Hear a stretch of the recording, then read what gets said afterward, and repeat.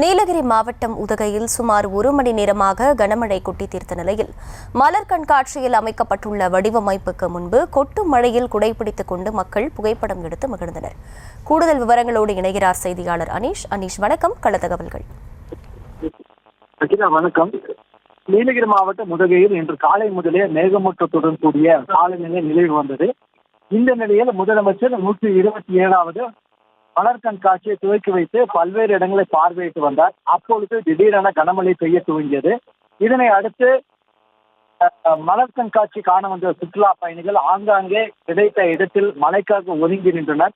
ஒரு சில சுற்றுலா பயணிகள் உடைகளை பிடித்தவாறு மலர் கண்காட்சியை கண்டு ரசித்ததோடு ஒரு சிலர் குடும்பத்துடன் மழையில் நனைந்தவாறு செல்ஃபி மற்றும் புகைப்படங்கள் எடுத்து மகிழ்ந்தனர்.